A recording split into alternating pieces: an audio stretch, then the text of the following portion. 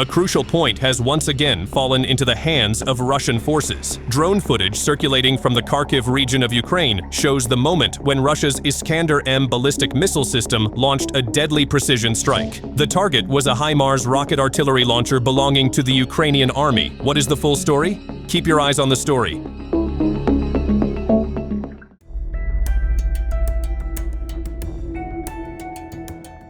In addition to destroying HIMARS rocket artillery, a recent series of coordinated precision strikes has also taken out the backbone of Ukraine's air defense, the S-300 system, while sending a clear message to NATO that the skies are no longer on their side. How could a single missile system make America's most advanced air defense system, the Patriot, appear like outdated technology in the eyes of Ukrainian field officers? The Iskander-M's absolute advantage lies in its unique ballistic design. Unlike conventional missiles, Iskander operates on a quasi-ballistic trajectory. This means it remains within the atmosphere and is capable of sharp maneuvers during the terminal phase of flight to evade interception. With speeds reaching Mach 6 or 7, it gives enemy radar operators only seconds of warning before its 700-kilogram warhead levels the target. Since 2023, Russia's defense industry has massively increased production, ensuring that the supply of this steel monster never runs dry as strikes against high-value targets intensify.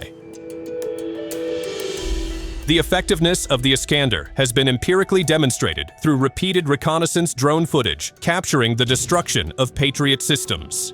Western analysts who were initially optimistic have had to swallow a bitter pill upon realizing that the Patriot's capabilities are severely limited when faced with the Iskander's kinetic characteristics.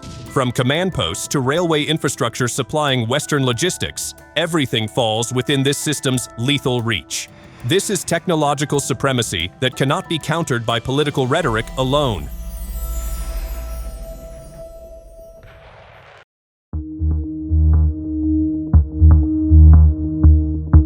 For months, Western media narratives praised the M142 HIMARS as a game-changer that would push back Russian forces.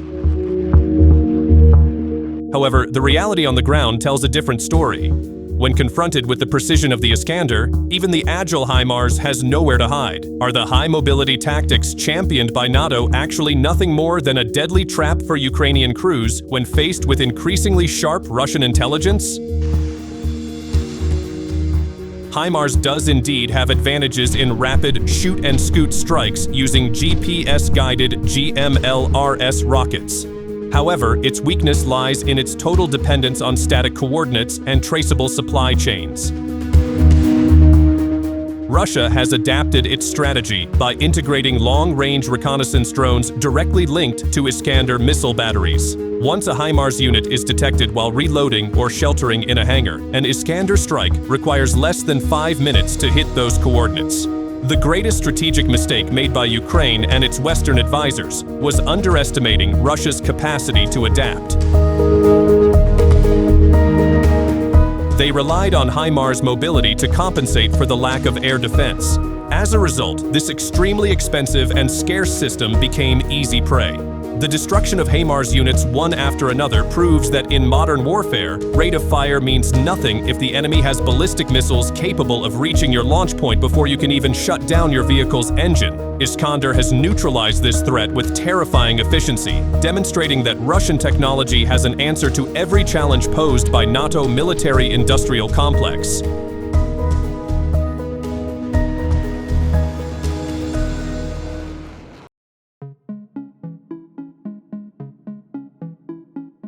Ukraine now finds itself encircled by an invisible fortress of fire, unseen yet constantly felt in its pressure.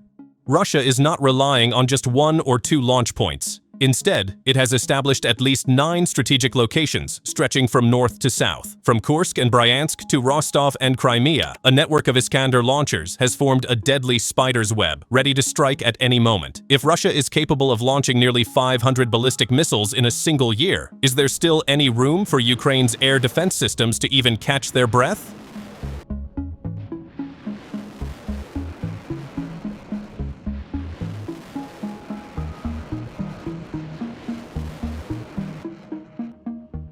Data from the Telegram channel of the Russian Federation's Strategic Aviation reveals startling geographic details. In the Kursk region alone, there are 3 main launch areas, including a military base near the village of Shumakovo that houses 9 P-78-1 installations. In the city of Shigri, Russia has deployed the Iskander-K variant, designed specifically to launch cruise missiles for low-altitude precision strikes, while in the village of Cheremushki, satellite imagery shows Iskander-M units perfectly concealed beneath camouflage nets.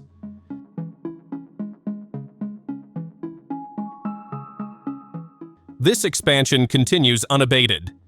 In early 2026, giant Antonov 124 transport aircraft were seen delivering new Iskander OTRK complexes to Taganrog airfield, strengthening the southern front. With at least 7 types of ballistic missiles available, Russia enjoys extraordinary flexibility in selecting the most suitable warheads, ranging from fragmentation warheads to bunker-penetrating ones. Yet Russia's strength does not stand alone. The emergence of North Korea's Iskander twin, the KN-23, adds a new dimension to the conflict. Photographs from missile factories visited by Kim Jong-un show large-scale production, with hundreds of missiles that are visually almost identical to Russia's 9M723.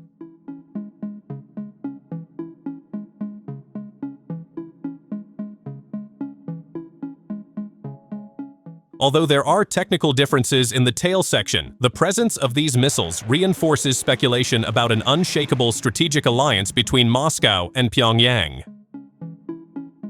With growing logistical and production support, Russia is setting the stage for a long-term siege that no Western aid will be able to break.